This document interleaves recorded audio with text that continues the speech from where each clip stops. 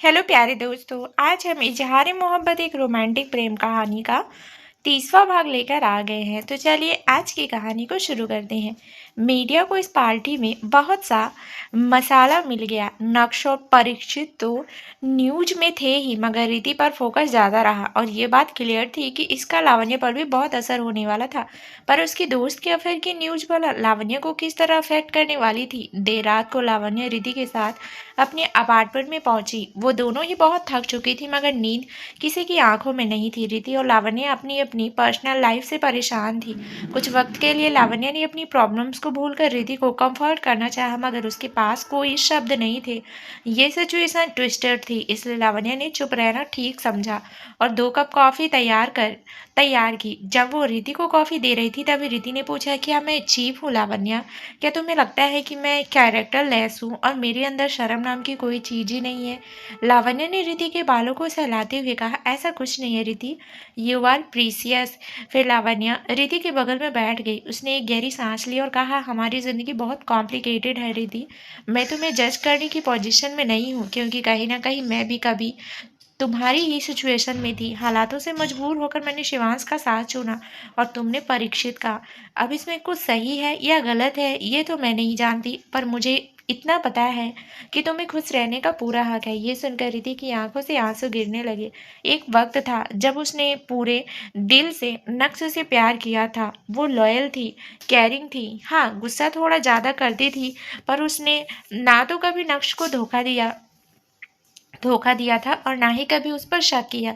रीति के इसी भरोसे का नक्श ने फायदा उठाया और उसे धोखा दिया। इसके बाद भी रीति ने उसे माफ किया, कई मौके दिए, यहाँ तक कि कई समझौते भी किए, पर आखिर में नक्श ने उसे बुरी तरह तोड़ दिया। और यहीं से रीति और परीक्षित के अफेयर की कहानी शुरू हुई। रीति ने कपकपाती आवाज में कहा, मुझे शराब चाहिए, I can't take in any more. Riti शराब पाने के लिए काफी डिस्पैरेट हो रही थी, इसलिए लावण्य ने जल्दी से उसे एक ग्लास में शराब निकाल कर दी। शराब की एक शिप लेने के बाद रीति ने कहा, आहाना कुछ वक्त पहले हॉस्पिटल गई थी। कुछ टेस्ट से उसे पता चला कि उसके पेट में जो बच्चा है वो मेल है। अक्ष के पेरेंट्स को जैसे ही पता चला कि उन्हें पोता होने वाला है, तो वो आहाना को तुरंत ही घर ले आए। उसके आगे पीछे अब इतने सर्वेंट्स लगा दिए गए हैं मानो वो कोई राजकुमारी हो, और अब उसे ऐसे ट्रीट किया जा रहा है जैसे वो नक्श की असली बीवी है। बस यही कारण है कि मुझे अपने लिए कोई पछतावा नहीं है। जब किसी को मेरी कोई परवाह नहीं है तो मुझे भी उनकी परवाह करने की जरूरत नहीं। फिर रीति ने गहरी सांस ली और कहा, लावण्य मुझे अब नक्श से दूर रहना है। मैं उस तालाक देना चाहती हूँ।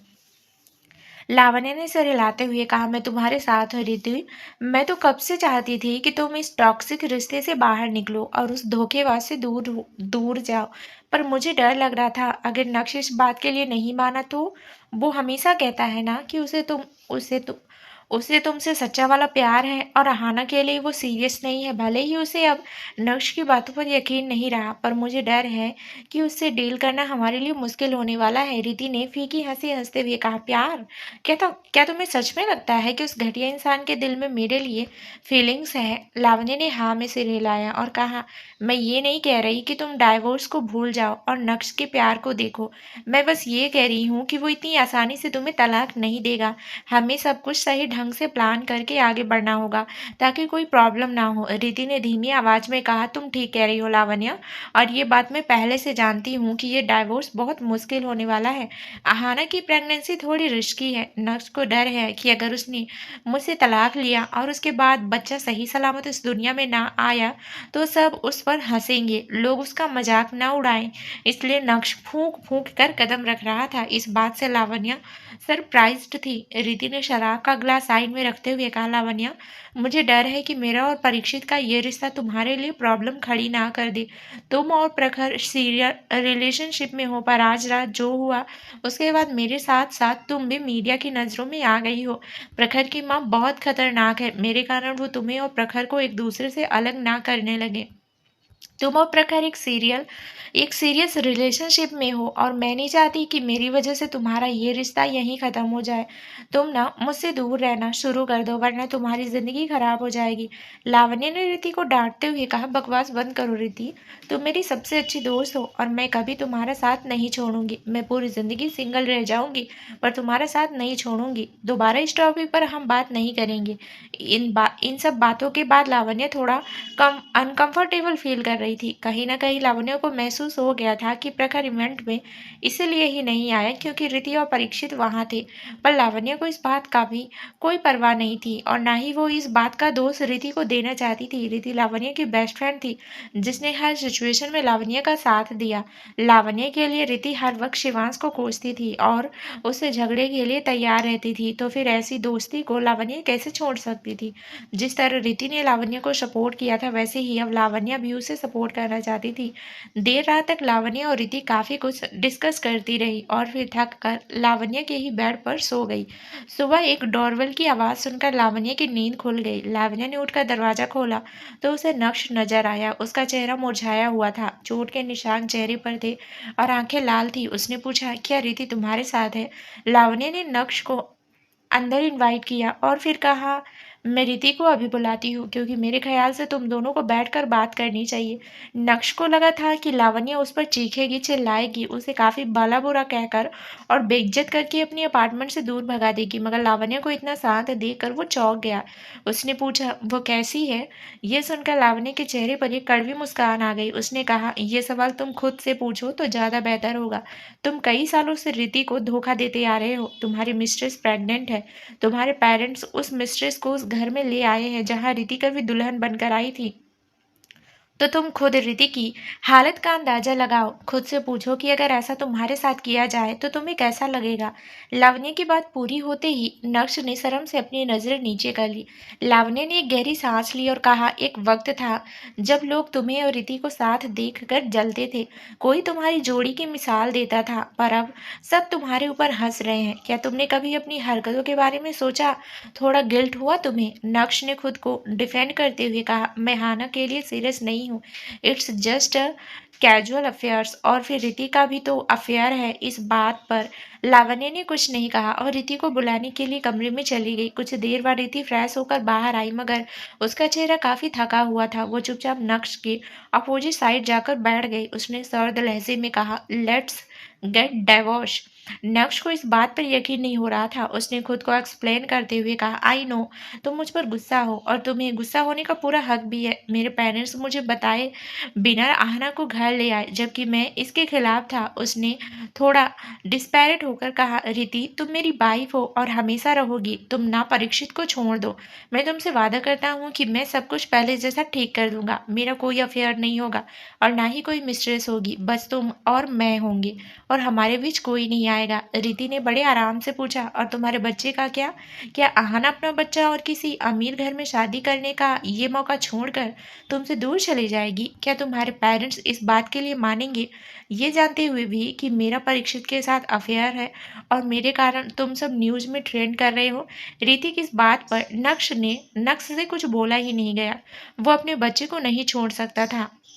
उसे मालूम था कि हाना उसे छोड़ने को कभी तैयार नहीं होगी और अगर नक्श ने उसे पुश किया तो हाना अपना बच्चा भी ले जाएगी। भले ही वो उस बच्चे को किसी और को दे दे मगर नक्श के पास तो वो अपना बच्चा छोड़ने से रही क्योंकि ये प्रेगनेंसी हाना के अमीर होने का एक जरिया थी।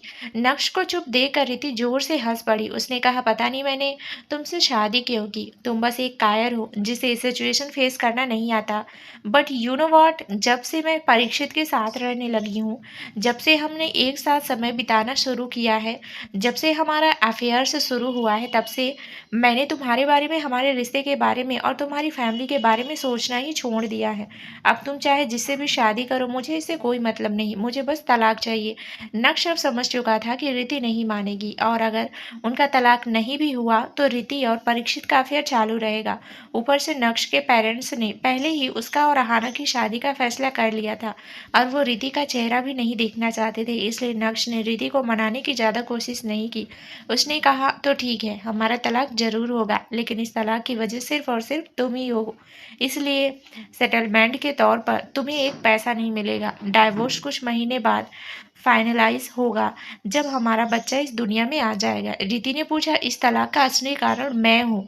ये कहते ही वो जोर जोर से हंसने लगी। उसने कहा, ओके, तलाक का चाहे जो भी कारण हो, मुझे बस तुमसे दूर रहना है, और तुम्हारी किसी चीज़ में मैं वैसे भी इंटरेस्टेड नहीं हूँ। रिति के इतनी जल्दी मान जाने से नक्श थोड़ा अनकंफर्टेबल हो गया था। उसने धीमी आवाज में कहा, तुम वो बंगला रख सकती हो। रिति ने सर्द लहजे में कहा, कोई जरूरत नहीं, तुम अपनी स्वीट फैमिली के साथ वहाँ रहो, मैं जल्दी मूव आउट कर लूंगी। इससे रिति ने ये बात क्लियर कर दी थी कि वो नक्श से जुड़ी हर एक चीज को खुद से दूर करना चाहती है।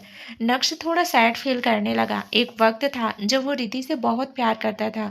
ये पहली नजर वाला प्यार था। रिति थोड़ा गुस्से वाली थी, इसलिए नक्श को उसे इम्प्रेस करने में काफी समय लगा, और डरते डरते उसने रिति को प्रपोज भी कर ही दिया था।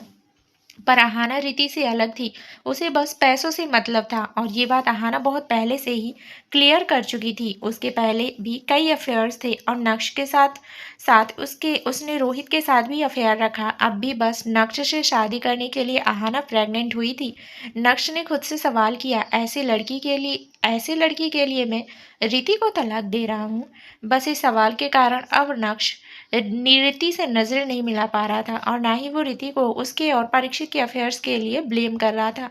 कुछ दिन बाद लावण्य ने रिति के लिए अच्छा अपार्टमेंट ढूंढ लिया था। लावण्य ने पूछा, इतनी जल्दी कहीं और जाने की जरूरत है? इतनी जल्दी कहीं और जाने की क्या जरूरत है तुम्हें? क्या तुम मेरे साथ नहीं रह सकती? रिति ने जवाब दिया, हमारी अपनी अपनी जिंदगी है लावण्य, और मैं नहीं चाहती कि मेरे कारण तुम या तुम्हारे कारण मैं डिस्टर्ब हो जाऊं। लावण्य ने शक भरी निगाहों से रिति को देखा और पूछा, तुम परीक्षित के कारण ऐसा कह रही हो? लावण्य को डाउट था कि रिति अब परीक्षित को अपने अपार्टमेंट में बुलाएगी। होटल जाने से बेहतर वो लोग रिति के अपार्टमेंट में अपना स्पेशल टाइम स्पेंड करेंगे। शायद यही है रिति की प्राइवेट लाइफ। रिति ने अपने बालों को सहलाते हुए कहा, यार मैं भी एक इंसान हूँ, और मेरी भी कुछ फिजिकल नीड्स हैं। जब से मेरा और परीक्षित का अफेयर शुरू हुआ है, तब से तो मुझे इन सब चीज़ों की लत लग गई है, और मुझे सेटिस्फाई करना सिर्फ परीक्षित को आता है। ये सुनकर लावण्य का चेहरा शर्म से लाल हो गया। रात काफी बोल्ड थी, और वो बड़े आराम से लावण्य को अपनी और परीक्षित के इंटीमेट मोमेंट्स के बारे में बताती थी। अचानक रीति ने पूछा, तुम्हारा और प्रखर का क्या स्कैन है? कितनी आगे तक गई बात? लावण्य अपनी और प्रखर के बारे में सोचने लगी। उन्होंने तो अभी तक एक दूसरे को किस भी नहीं किया था। प्रखर की आंखों में लावण्य को वो डिजायर्स देखने को नहीं मिली जो शिवांश की आंखों में होते थे। लावण्य को इससे कोई शिकायत नहीं थी, क्योंकि वो खुद ऐसा कुछ फील नहीं कर पा रही थी। प्रखर ने कभी लावण्य को किस करने की इच्छा नहीं जताई। वो लावण्य का हाथ पकड़ने से ज्यादा कभी कभी उसके गाल पर ही किस करता था। इससे आगे कभी कोई बढ़ा ही नहीं। एक प्रॉपर हक भी उन्होंने बस न्यू ईयर वाले दिन ही शेयर किया था। लावण्य ने रिति की ओर देखा और कहा, प्रखर से याद आया, कई दिनों से हमारी एक दूसरे से बात नहीं हुई। रिति ने पूछा, कहीं ये मेरे कारण? लावण्य ने बीच में ही कहा, तुम्हारे कारण कुछ नहीं हुआ है। प्रखर ने मुझे बताया था कि वो बिजी है, तुम ज्यादा मत सोचो और अपना सामान पैक करो। हालांकि लावण्य को शक था कि रिति और परीक्षित के रिश्ते के कारण प्रखर के घर में कुछ तो हुआ है, जिसके कारण वो गायब है, मगर इसका दोष लावण्य रिति के ऊपर बिल्कुल भी नहीं डालने वाली थी। लावण्य अपनी सोच में ही गुम थी कि तभी उसे किसी का कॉल आया। लावण्य ने कॉल पिक करते हुए कहा, हेलो। दूसरी ओर से आवाज आई, हेलो लावण्य, मैं यामिनी खन्ना, प्रखर की माँ। लावण्य थोड़ा ऑकवर्ड फील कर रही थी, और ऊपर से यामिनी की टोन भी काफी हर्ष थी, इसलिए लावण्य को समझ नहीं आया कि अब वो क्या कहे। उसने पूछा, आपको मुझसे कोई काम था मिसेस खन्ना? यामिनी ने जवाब दिया, मुझे तुमसे मिलना है, आधे घंटे में मुझसे मिलो, एड्रेस तुम्हें मिल जाएगा, देर मत करना, क्योंकि मुझे इंतजार करना नहीं पसंद। ये कहकर यामिनी ने कॉल डिस्कनेक्ट कर दिया, और लावण्य बस अपने फोन को ही देखती रह गई। कुछ सोचकर लावण्य यामिनी के बताए हुए एड्रेस पर पहुंच गई, क्योंकि कहीं ना कहीं वो अंदाजा लगा चुकी थी कि यामिनी उससे क्यों मिलना चाहती है। यामिनी ने लावण्य को एक कैफे में इनवाइट किया था। वहां लावण्य सीधा वीआईपी एरिया में पहुंची, जहां बस एक लेडी बैठी हुई थी, जिनका चेहरा प्रखर से काफी मिलता जुलता था। लावण्य ने उनके करीब आते हुए पूछा, एक्सक्यूज मी, क्या आप ही यामिनी खन्ना है? यामिनी ने अपने सनग्लासेस को उतार कर टेबल पर रखा और कहा, जी हाँ, मैं ही यामिनी खन्ना हूँ। You must be Lavanya. वैसे जितना मैंने सुना था उससे काफी ज्यादा सुंदर हो तुम, तभी मेरा बेटा तुम्हारे प्यार में पड़ गया। लावण्या थोड़ी ऑकवर्ड होकर यामिनी के बगल में बैठ गई। उसने एक गहरी सांस ली और फिर पूछा, मुझे यहाँ बुलाने का खास मकसद क्या है? यामिनी ने कहा, देखो लावण्या, बात ऐसी है कि मैंने तुम्हें और प्रखर को रिलेशनशिप में आने के लिए इसलिए नहीं रोका क्योंकि तुम निधि की सौतेली बेटी हो। इसलिए मुझे यकीन था कि उसने तुम्हें अच्छे संस्कार दिए होंगे, मगर आजकल तुम्हारे बारे में मुझे काफी कुछ सुनने को मिल रहा है। लावण्य ने पूछा, क्या सुनने को मिल रहा है? यामिनी ने जवाब दिया, परीक्षित जो कि प्रखर का चचेरा भाई है, उसका आजकल रीति के साथ अफेयर है। उस लड़की का अभी डाइवोर्स भी नहीं हुआ है और उसके बारे में काफी सारी बुरी खबरें सुनने को मिल रही है। मुझे पता चला है कि तुम दोनों क्लासमेट थी और अब बेस्ट फ्रेंड हो। रीति जैसी लड़की हमारे घर की बहू नहीं बन सकती। लावण्या ने एक आईब्रो उठाई और पूछा, आपने मुझे यहाँ इसलिए बुलाया ताकि मैं रीति को परीक्षित से दूर रहने को कहूँ? यामिनी ने ना में सिर हिलाया और कहा, वो तो एक दिन होना ही है, पर मैंने तुम्हारे बारे में भी काफी कुछ सुना है। सुनने में आया है कि तुम शिवांश राणावत के साथ रिलेशनशिप में थी। क्या ये सच है? लावण्य ने हाँ में सिर हिलाया और कहा, जी हाँ, ये सच है और मुझे नहीं लगता कि आपको इससे कोई प्रॉब्लम होनी चाहिए क्योंकि आपके बेटे ने भी कई लड़कियों को डेट किया है। भले ही वो रिश्ते ज़्यादा नहीं चले, पर फिर भी रिश्ता तो था ना। यामिनी ने हंसते हुए कहा, राइट, बात तो तुमने पते की कही, मगर कोई इस बारे में कुछ नहीं जानता। वहीं तुम हो जिसने शिवांश को डेट किया। जिस लड़की को शिवांश ने छोड़ा हो, अगर वो लड़की मेरे बेटे से शादी करेगी तो कल को लोग हमारे ऊपर हंसेंगे। इसलिए अगर तुम्हें प्रखर से शादी करनी है तो तुम्हारी इमेज का साफ होना जरूरी है। लावण्य ने अजीब सी नजरों में यामिनी को देखा क्योंकि वो पागलों वाली बातें कर रही थी। उसकी किसी भी बात का कोई सेंस नहीं बन रहा था। लावण्य ने पूछा, आप मुझसे चाहती क्या है मिसेस खन्ना? यामिनी ने कहा, देखो, मुझे घुमा फिरा कर बात करने की आदत नहीं है, इसलिए सीधे सीधे कह देती हूँ कि अगर तुम्हें मेरे बेटे से शादी करनी है तो रीति से सारे रिश्ते खत्म करने होंगे। इसके बाद ना तो तुम रीति से मिलोगी और ना ही कभी शिवान से मिलोगी। तुम्हें कुछ समय के लिए शहर से दूर जाना होगा और जब सभी लोग तुम्हें और तुम्हारे पास्ट को भूल जाएंगे तो तुम लौट आना। इसके बाद ही मैं तुम्हारी और प्रखर की शादी के लिए हाँ कहूंगी। लावण्य कुछ देर यामिनी को देखती रही और फिर अचानक जोर जोर से हंस पड़ी।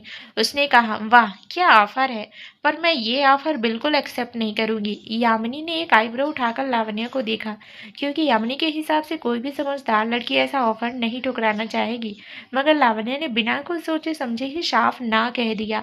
खन्ना परिवार शहर के सबसे अमीर परिवारों में से एक था और कई लड़कियां थी जो इस परिवार की बहू बनना चाहती थी, मगर लावण्य को इस बात की कोई परवाह नहीं थी। उसने कहा, मैं रीति का साथ कभी नहीं छोड़ूंगी। वो मेरी बेस्ट फ्रेंड है और हर मुश्किल घड़ी में उसने मेरा साथ दिया है। इसलिए अगर आप आपकी पूरी प्रॉपर्टी भी मेरे नाम कर दें तो मैं रीति से दोस्ती नहीं तोड़ूंगी। रही बात मेरे और शिवांश के रिश्ते की, तो इसमें भी कोई बड़ी बात नहीं है। ये एक रिश्ता था जो टूट गया। मैंने कोई क्राइम तो नहीं किया है। अगर आपको सचमुच मुझ में इंटरेस्ट है तो मुझे ऐसे ही एक्सेप्ट कीजिए। इस तरह मुझे इन्वेस्टिगेशन करने से आपको कोई फ़ायदा नहीं मिलेगा। फिर लावण्य ने यामिनी के थोड़े करीब आकर कहा, वैसे एक बात बताऊं, शिवांश से पहले मैं 4 साल तक रोहित रावत के साथ रिलेशनशिप में थी। रोहित को तो जानती है ना आप, प्रीति राणावत का होने वाला पति। इस बारे में क्या कहना है आपका? ये सुनकर यामिनी के चेहरे के एक्सप्रेशन बदल गए और वो गुस्से से कांपने लगी। आज तक किसी ने उन्हें इस तरह चैलेंज करने की हिम्मत नहीं की थी। उन्होंने दांत पीसते हुए कहा, अब मैं पूरी तरह इस रिश्ते के खिलाफ हूँ। खन्ना परिवार में तुम्हारी जैसी लड़की बहू बनकर नहीं आ सकती। लावण्य ने आराम से कहा, आपकी इच्छा जरूर पूरी की जाएगी, डोंट वरी। यह कहकर लावण्य अपनी जगह से उठ खड़ी हुई, पर तभी प्रखर वहां आ गया। उसने बड़ी ही नाराजगी के साथ कहा, माँ। फिर उसने लावण्य की आंखों में ऐसे देखा जैसे कुछ ढूंढने की कोशिश कर रहा हो। लावण्य तुरंत ही पूरी सिचुएशन समझ गई। बात यह थी कि प्रखर और यामिनी की पहले भी लावण्य को लेकर काफी बहस हो चुकी थी। प्रखर लावण्य को छोड़ने के लिए तैयार नहीं था, इसलिए यामिनी ने मामला अपने हाथों में लिया और लावण्य को मिलने के लिए बुला लिया। लावण्य को प्रखर से प्यार तो नहीं था, मगर वो उसे पसंद था। भले ही उनके रिश्ते में रोमांस की काफी कमी थी, मगर प्रखर के साथ लावण्य अपने फ्यूचर के सपने सजाने लगी थी। पर अब हालातों के चलते लावण्य को वो सपने टूटते दिखाई दे रहे थे। उसने प्रखर की ओर देखा और नर्म लहजे में कहा, प्रखर, मुझे लगता है कि हमारा साथ यहीं तक था। यहीं तक का था। एक ऐसा रिश्ता जहां हम दोनों में से किसी एक का परिवार खुश नहीं है। मुझे नहीं लगता कि वो रिश्ता हंसी-खुशी आगे बढ़ सकता है। तुम्हारे साथ मैंने जितना भी वक़्त बिताया, उसका मुझे कोई अफ़सोस नहीं है, मगर ये हमारे रिश्ते का एक तरह से अंत ही है। प्रखर ने गुस्से से अपनी माँ को देखा। उसे उसने उन्हें मनाने की कोशिश की, जिस वजह से माँ-बेटे का झगड़ा शुरू हो गया। पर यामिनी नहीं मानी, जिस वजह से प्रखर को हार माननी पड़ी। उसने लावण्य की ओर देखा और कहा, मैं किसी एक को नहीं चुन सकता लावण्य। ना तो मैं अपने परिवार को खोना चाहता हूँ और ना ही तुम्हें। ऐसा करते हैं कि हम दोनों यहाँ से कहीं दूर चले जाते हैं। एक ना एक दिन मेरी फैमिली तुम्हें एक्सेप्ट कर ही लेगी। एक बार के लिए लावण्य इस ऑफर को आउटसाइडर कर सकती थी, मगर यामिनी जिद्दी थी। उसने निधि से तो यामिनी के बारे में काफ़ी कुछ सुना ही था, मगर अब यामिनी से मिलकर लावण्य उनका कैरेक्टर अच्छे से समझ चुकी थी। उसे पता था कि और कोई माने ना माने, मगर यामिनी कभी नहीं मानेगी और पूरी ज़िंदगी उसे किसी न किसी तरह तंग करेंगी। ये बात पक्की थी कि प्रखर से शादी होने के बाद उसे कई लोगों के ताने सुनने थे और कई लोग उसके कैरेक्टर पर सवाल भी उठाने वाले थे, और उनमें से एक यामिनी भी होने वाली थी। लावण्य के लिए अपनी सेल्फ रिस्पेक्ट से ज़्यादा ज़रूरी कोई चीज़ नहीं थी। जो इंसान अभी अपनी माँ के सामने अपनी बातें रखने के बजाय सिचुएशन से दूर भागने का सुझाव दे रहा था, वो इंसान लावण्य को फ्यूचर में प्रोटेक्ट नहीं कर सकता था, और ऐसे इंसान से लावण्य को शादी नहीं करनी थी। लावण्य ने गहरी सांस ली और साफ शब्दों में कहा, मुझे सिचुएशन से दूर भागना नहीं आता, और ऐसा रिश्ता मुझे नहीं चाहिए जहाँ सही होते हुए भी मुझे गलत ठहराया जा रहा है। मैं कोई क्रिमिनल नहीं हूँ, इसलिए मैं किसी से छिप कर या दूर जाकर नहीं रहूंगी। हमारा साथ यहीं तक था प्रखर, आज से हमारा रिश्ता खत्म हुआ। मैं ऐसा कुछ भी नहीं करना चाहती जिससे मुझे बाद में पछताना पड़े। प्रखर के चेहरे पर दुख के भाव देखे जा सकते थे। लावण्य ने उसे गुड बाय कहा और जाने लगी। तभी यामिनी ने कहा, मुझे यकीन नहीं होता कि तुम इस तरह जा रही हो। क्या तुम्हें सच में खन्ना परिवार की बहू नहीं बनना, या फिर तुम्हें शिवांश का खिलौना बनना ज़्यादा भा गया है? ये सुनकर लावण्य के कदम खुद ब खुद रुक गए। इस शब्दों ने लावण्य के दिल पर वार किया था। उसने यामिनी की तरफ देखा और तीखे लहजे में कहा, अब समझ आया कि कई लड़कियों को डेट करने के बावजूद अभी तक प्रखर की शादी क्यों नहीं हुई। जब किसी इंसान की ऐसी माँ हो तो उसकी ज़िंदगी बर्बाद होना पक्का है। आपकी बिहेवियर से ये बात क्लियर हो गई कि प्रखर लड़कियों को अप्रोच करने में इतना घबराता क्यों है। प्रखर आज तक जितनी भी डेट्स पर गया था, वो सारी यामिनी ने ही अरेंज करवाई थी। उसने खुद से बस लावण्य को ही पसंद किया था, पर अब ये रिश्ता भी टूट चुका था। लावण्य बिना प्रखर की ओर देखे सीधे कैफे से बाहर चली गई। वो काफ़ी हर्ट फील कर रही थी, क्योंकि वो इस रिश्ते में काफ़ी सीरियस थी। रिश्ता टूट जाने का दुख तो था ही, पर यामिनी ने जो शब्द कहे थे वो लावण्य को ज़्यादा दर्द दे रहे थे। क्या शिवांश से प्यार करना उसकी गलती थी? लावण्य ने तो मजबूरी में शिवांश के साथ रिश्ता शुरू किया था, मगर उसे नहीं पता था कि वो शिवांश से प्यार कर बैठेगी। लावण्य कैफे के बाहर तो जा रही थी, मगर प्रखर और यामिनी की आवाज़ें उसे अच्छे से सुनाई दे रही थी। यामिनी लावण्य को काफ़ी भला बुरा कह रही थी। लावण्य ने प्रखर को रिजेक्ट कर दिया। ये बात यामिनी को शांत नहीं रहने दे रही थी, और वो चिल्ला चिल्लाकर अपना गुस्सा कम कर रही थी।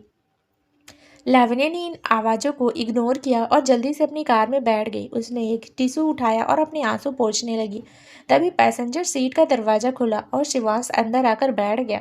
उसे देखकर लावण्य का गुस्सा और बढ़ गया। उसने चीखते हुए कहा, get the hell out of here.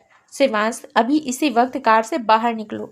Shivansh ने इस बात को पूरी तरह इग्नोर करते हुए पूछा, तुमने प्रखर से ब्रेकअप कर लिया? मैंने जब तुमसे पहले ही कहा था कि उससे दूर रहो, तो तुमने मेरी बात क्यों नहीं मानी? होगा वो तुम्हारे टाइप का, मगर मेरी तरफ वो तुम्हें प्रोटेक्ट नहीं कर सकता। देख लिया ना मेरी बात ना मानने का नतीजा। अब लावण्य का गुस्सा और बढ़ गया। उसने टिश्यू पेपर शिवांश के मुंह पर फेंका और कहा, मैंने कहा कि मेरी कार से बाहर निकलो अभी इसी वक्त। एक बार में बात समझ नहीं आती तुम्हें? शिवांश ने लावण्य का मजाक उड़ाते हुए कहा, गुस्सा आ रहा है डार्लिंग?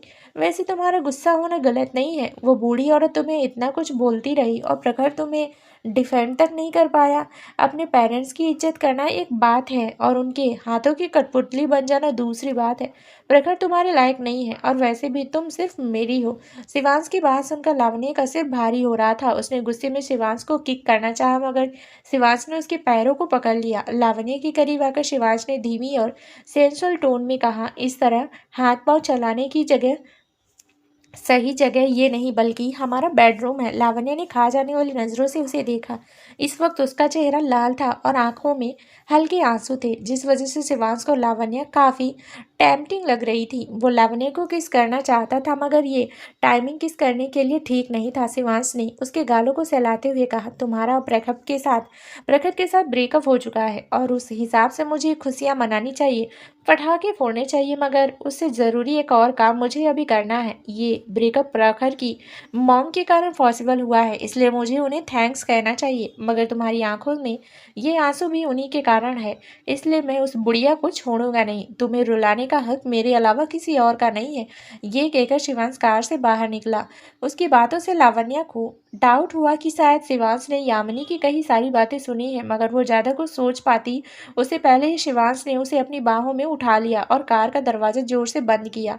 लावण्य ने छटपटाते हुए कहा, आर यू क्रेजी शिवांश, मुझे नीचे उतारो अभी इसी वक्त।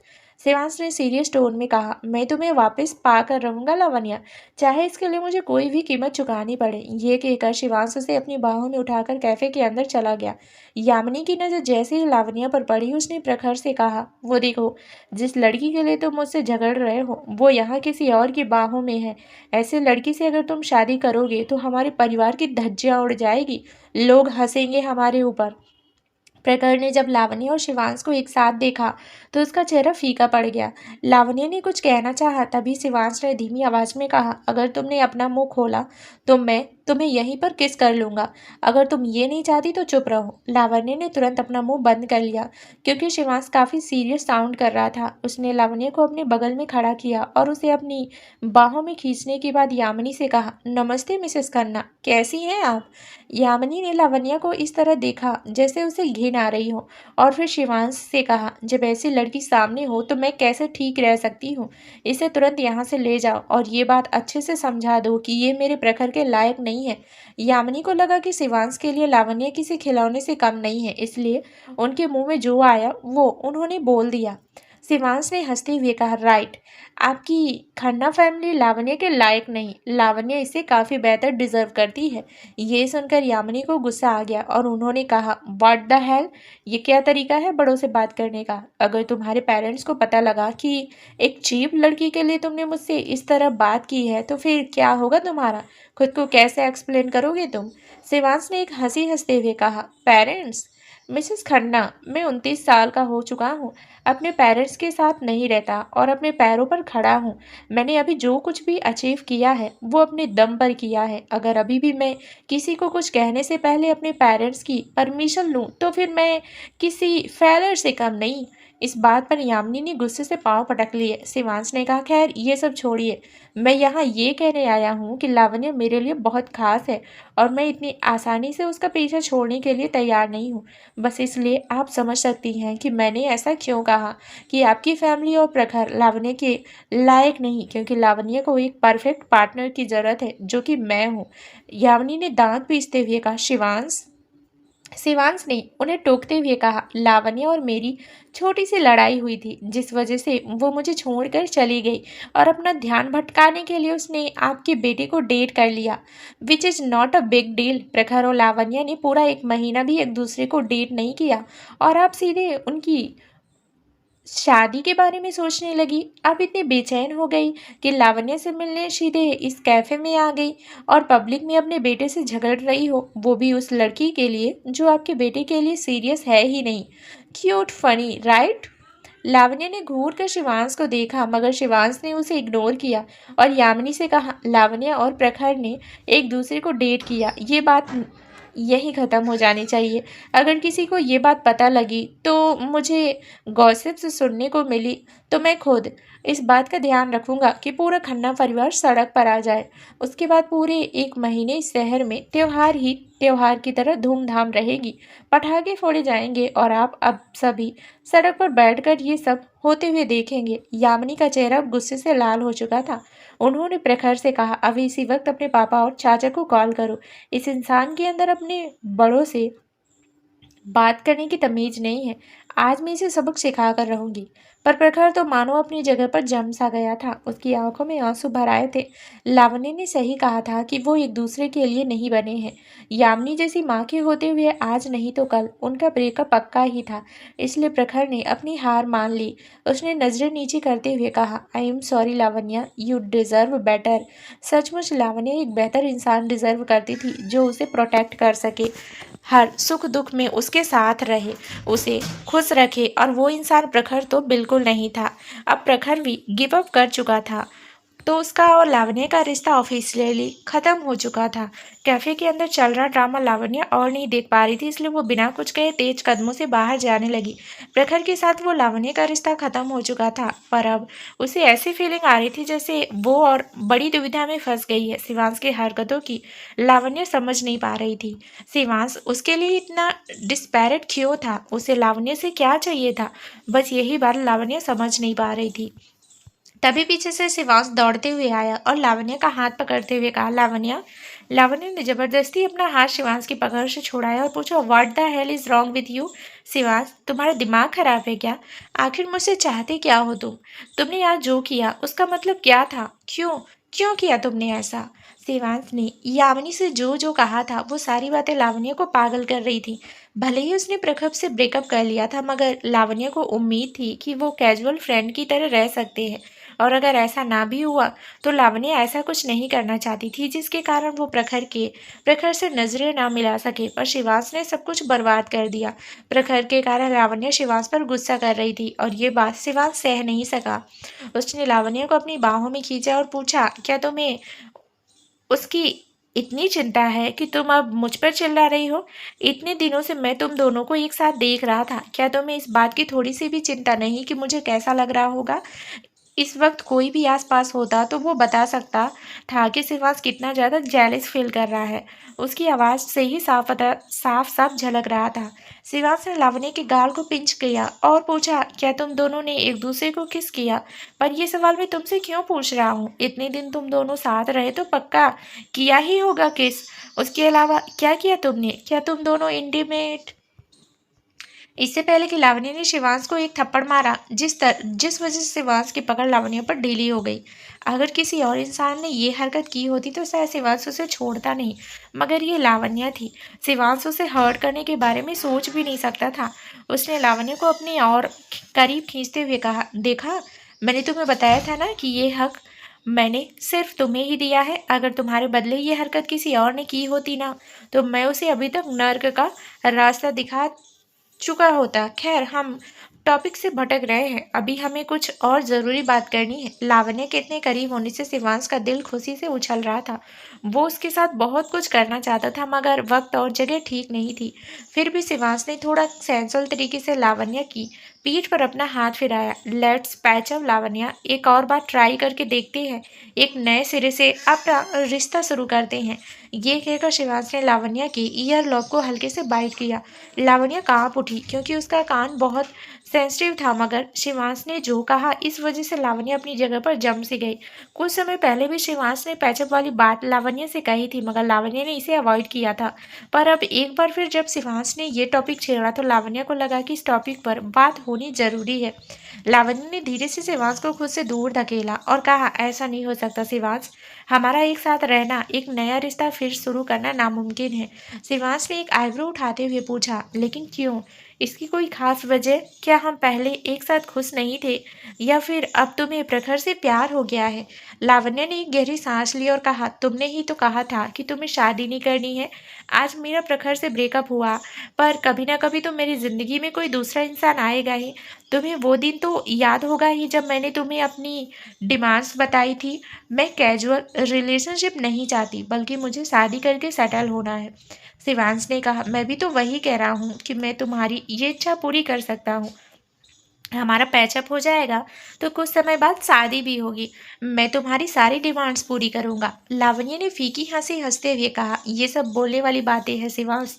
तुम्हें मुझसे थोड़ा सा अटैचमेंट है, इसलिए तुम मुझे किसी और के साथ देखकर जेलस हो रहे हो और इसलिए तुम शादी का मन बना रहे हो।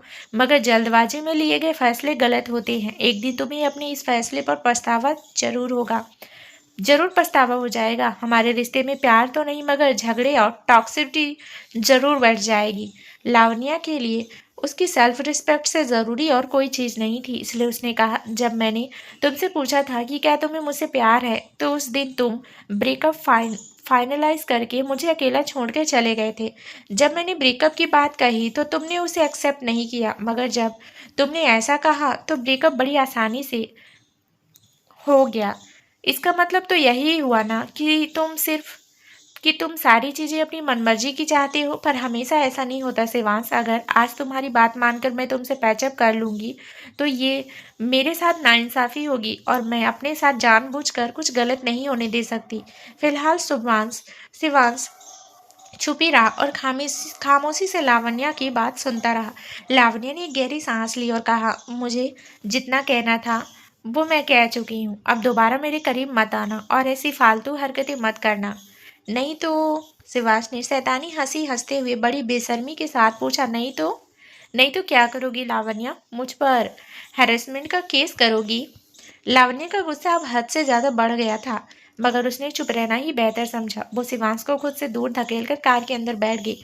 शिवांश ने लावण्य के करीब आते हुए कहा, तुम बड़ी पत्थर देव निकली लावण्य। तुम्हारी तुम्हारी इंसर्ट करने वाली उस ओल्ड हैग से मैंने तुम्हारा बदला लिया और तुम मुझे थैंक यू तक नहीं कह रही। लावण्य ने अपनी आंखें घुमाई और शिवांश को पूरी तरह इग्नोर करके चली गई। शिवांश कुछ देर अपनी जगह पर ही खड़े खड़े लावण्य को दूर जाते हुए देखता रहा और फिर वो खुद भी चला गया। लावण्य और प्रखर की लव स्टोरी का चैप्टर शुरू होने से पहले ही बंद हो गया था। लावण्य किसी से ये सब शेयर करना चाहती थी। पहले उसे रिति का नाम सूझा, मगर फिर ये सोचकर वो रुक गई कि कहीं रिति खुद को ही ब्लेम करने लगेगी। कुछ सोचकर लावण्य ने निधि को कॉल किया और पूरी सिचुएशन एक्सप्लेन की। निधि ने आराम से कहा, इट्स ओके, तुम दोनों गलत सिचुएशन में एक दूसरे से मिले, ये ब्रेकअप ही बेस्ट था, वरना तुम अपनी खुशियों से हाथ धो बैठती। लावण्य ने इस बात से सहमति जताई। उसने शिवांश वाली बात निधि को नहीं बताई, मगर निधि को इस बारे में सब कुछ मालूम था। उन्हें लावण्य से पहले यामिनी का कॉल आया था, जो काफी गुस्से में थी। यामिनी ने गुस्से में ही निधि को पूरा किस्सा सुना दिया और शिवांश को बहुत कोसा, पर जब लावण्य ने निधि से ये बात शेयर नहीं की तो निधि ने भी इस टॉपिक पर बात करना ठीक नहीं समझा। लावण्य ने कॉल डिस्कनेक्ट किया और बिस्तर पर बैठ गई। रात का समय था और लावण्य के पास करने को कुछ नहीं था, इसलिए बैठे बैठे वो अपनी सिचुएशन के बारे में सोच रही थी और बहुत खाली महसूस कर रही थी। उसने अपने सभी रिलेशनशिप के बारे में सोचा, एक भी रिश्ता ठीक से टिक नहीं पाया। इस बार लावण्य को उम्मीद थी कि उसे सच्चा प्यार मिलेगा, मगर ऐसा नहीं हुआ। लावण्य से रहा नहीं गया, इसलिए उसने शराब की एक बोतल उठाई और पीना शुरू कर दिया। तभी उसे किसी का कॉल आने लगा। लावण्य ने कॉल रिसीव किया और कहा, प्रखर। प्रखर ने पूछा, लावण्या, क्या हमारा रिश्ता सचमुच खत्म हो चुका है? क्या सच में हम एक और बार ट्राई नहीं कर सकती? क्या यही हमारे रिश्ते का अंत है? लावण्य ने गहरी सांस ली और कहा, हाँ, शायद हमारा साथ यहीं तक था। तुम दिल छोटा मत करो, शायद तुम्हारे लिए भगवान ने किसी और को बनाया होगा। प्रखर ने ठंडी आह भरते हुए कहा, मेरा रिश्ता किसी और से पक्का कर दिया गया है और जल्दी ही मेरी शादी भी होने वाली है। लड़की माँ की पसंद की है और आज जो हुआ उसके बाद तो बिना किसी देरी के हम दोनों का रिश्ता पक्का हो गया। जल्दी ही तुम्हें मेरी सगाई और फिर शादी की खबर सुनने को मिलेगी। ये सुनकर लावण्य काफ़ी सरप्राइज्ड थी। लावण्य को पूरी सिचुएशन समझते देर नहीं लगी। वो समझ चुकी थी कि प्रखर की माँ पहले से ही उसकी शादी किसी और से करवाना चाह रही थी, तभी प्रखर इतने दिनों से गायब था। यामिनी ने लावण्य को एक मौका देने की कोशिश की, मगर जब लावण्य ने उनका ऑफर ठुकराया तो उन्होंने प्रखर का रिश्ता पक्का करने में देरी नहीं की। प्रखर ने भी शायद पहले अपनी माँ की बात मानने से इनकार किया होगा, पर आज तक हार कर उसने हालातों से समझौता कर ही लिया होगा। लावण्य ने अपनी टोन नॉर्मल करते हुए कहा, कॉन्ग्रेचुलेशन प्रखर, शादी में जरूर बुलाना। लावण्य ने ऐसा इसलिए कहा ताकि प्रखर उसमें कोई उम्मीद ना रखे, मगर लावण्य के इस बिहेवियर से प्रखर को शिवांश की बातों पर यकीन सा होने लगा। उसने कहा, शायद शिवांश ने ठीक कहा था। शायद शिवांश से अपना ध्यान भटकाने के लिए ही लावण्य ने मुझे डेट किया। क्या पता वो और शिवांश जल्दी ही पैचअप कर लें। शायद मैं लावण्य के दिल में अपनी जगह बनाने में नाकामयाब रहा, वरना वो इतनी जल्दी गिव अप ना करती। प्रखर को ऐसी फीलिंग फीलिंग्स आ रही थी जैसे लावण्य ने उसे यूज़ किया, मगर उसने फिर इन ख्यालों को अपने दिमाग से निकाल दिया और कॉल डिस्कनेक्ट कर दिया। लावण्य ने गहरी सांस ली, फ़ोन साइड में रखा और दोबारा शराब पीने पर कॉन्सन्ट्रेट करने लगी। उसने कहा, कमाल है, रोहित ने मुझे डेट किया पर वो किसी और से शादी करने जा रहा है। शिवांश के साथ मेरा कैजुअल रिलेशनशिप था, इसलिए उसके बारे में कुछ कहना गलत होगा। और प्रखर भी अब किसी और का मंगेतर बन चुका है। सब कहते हैं कि मैं सुंदर हूँ और एक अच्छी वाइफ बन सकती हूँ, तो फिर मैं सिंगल क्यों हूँ? क्या भगवान मेरा जोड़ीदार बनाना भूल गए? क्या मेरी किस्मत में सिंगल और दुखी रहना ही लिखा है? ना तो शिवांश लावण्य के लिए परफेक्ट था और ना ही प्रखर। रही बात आकाश की, तो उसके लिए लावण्य के दिल में कभी रोमांटिक फीलिंग्स आई ही नहीं। ये सब सोचते सोचते लावण्य ने काफ़ी शराब पी ली और वो लिविंग रूम में काउच पर ही सो गई। कुछ देर बाद लिविंग रूम का मेन डोर खुला और शिवांश अंदर आया। उसके हाथ में एक डुप्लीकेट कीज थी। लिविंग रूम में लाइट्स अभी भी ऑन थी, जिसकी मदद से शिवांश ने लावण्य को ध्यान से देखा। जिस तरफ वो सोई थी उस पोजीशन को देखकर ही शिवांश टर्न ऑन हो गया। ऊपर से लावण्य ने जो रूम फ्रेशर डाला था, उसका स्मेल ने शिवांश के डिज़ायर को काफ़ी बढ़ा दिया। शिवांश ने लावण्य के करीब आते हुए कहा, कुछ तो खास है लावण्य में, जो ये बिना कुछ किए ही मुझे इतना ज़्यादा अफेक्ट कर देती है। दूसरी लड़कियां अगर मुझे सेड्यूस करने की कोशिश करें तो वो भी मेरे डिज़ायर्स नहीं जगाने वाले, मगर लावण्य नींद में भी अपने मासूम चेहरे से मुझे टर्न ऑन कर रही है। इस पर शिवांश लावण्य के साथ इंटीमेट होना चाह रहा था और वैसे भी उसे लावण्य के साथ पैचअप करना था, इसलिए उसे इस ख्याल में कोई बुराई नजर नहीं आई। शिवांश ने जल्दी से अपना कोट उतार कर एक कोने में फेंका और अपनी शर्ट के कुछ बटन खोलकर लावण्य के करीब आ गया।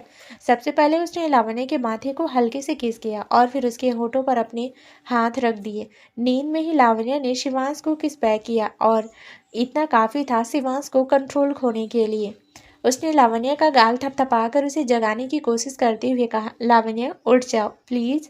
लावण्य ने धीरे से अपनी आंखें खोली और शिवांश को देखकर कंफ्यूज हो गई। इस वक्त लावण्य हल्के नशे में थी और शिवांश काफ़ी हॉट लग रहा था, इसलिए लावण्य ने हाथ आगे बढ़ाकर उसके चेहरे को टच किया और धीरे धीरे अपना हाथ उसके ऊपर तक ले आया। शिवांश ने अपने लिप्स को बाइट करते हुए कहा, लावण्य। अचानक लावण्य होश में आई और उसे वो रात याद आ गई जब शिवांश उसे हॉस्पिटल में अकेला छोड़कर वापस अवीरा के पास चला गया था। लावण्य ने जल्दी ही अपना हाथ पीछे खींचा और पूछा, तुम यहाँ क्या कर रहे हो और तुम अंदर कैसे आ गए? शिवांश ने मुस्कुराते हुए कहा, तुम्हें देखने आया था, और रही अंदर आने की बात, तो मेरे पास कई सारे तरीके हैं अंदर आने के। I missed you so much, इसलिए तुरंत यहाँ चला आया। मुझे लगा कि शायद तुम्हें मेरी ज़रूरत होगी। लावण्य ने कहा, मेरा आज ही ब्रेकअप हुआ है और तुमसे मेरा बहुत पहले ही ब्रेकअप हो चुका है। अगर मुझे किसी की बाहों में सुकून ढूंढना होगा और अगर किसी की ज़रूरत भी होगी तो वो इंसान तुम तो बिल्कुल नहीं होगे। शिवांश ने लावण्य को स्माइल करते हुए पूछा, तुमने उस प्रखर के कारण शराब पी है, ऐसा भी क्या था उसमें जो तुम उससे दूर होने का इतना दुख मना रही हो? He is just a loser Lavanya. क्या वो तुम्हें मेरी तरह सेटिस्फाई कर सकता है? जो प्लेजर मैं तुम्हें दे सकता हूँ, क्या वो प्रखर से तुम्हें मिल सकता है? और फिर मैं ही तो वो इकलौता इंसान हूँ जिसके साथ तुमने अपने सारे इंटीमेट मोमेंट शेयर किए हैं, राइट? इस आखिरी शब्दों के साथ ही शिवांश की लस्ट और डिजायर और बढ़ गए थे। लावण्य भी गहरी सोच में पड़ गई थी। ये सच था कि उसने और प्रखर ने कुछ समय के लिए ही एक दूसरे को डेट किया और इंटीमेसी की शुरुआत तो उनके बीच अभी हुई ही नहीं थी। वहीं रोहित के साथ लावण्य ने 4 साल बिताए थे, मगर रोहित ने कभी उसे किस करने के अलावा और कुछ नहीं किया था। शिवांश ही वो इंसान था जिसने लावण्य को इंटीमेसी से इंट्रोड्यूस करवाया और उसके साथ इंटीमेसी भी शेयर की। लावण्य को गहरी सोच में डूबा देखकर शिवांश ने उसके माथे पर किस किया और कहा, लावण्य प्लीज मान जाओ, बस एक मौका और, मैं बस तुम्हारे ही साथ रहना चाहता हूँ। ये कहकर उसने फिर से लावण्य को किस कर लिया, मगर लावण्य जोर जोर से रोने लगी। इन आंसुओं के पीछे की वजह क्या थी? तो दोस्तों, क्या होगा आगे इस कहानी में, ये जानने के लिए इस कहानी का अगला भाग जरूर सुने, जो बहुत ही जल्दी चैनल पर प्रसारित कर दिया जाएगा। धन्यवाद दोस्तों।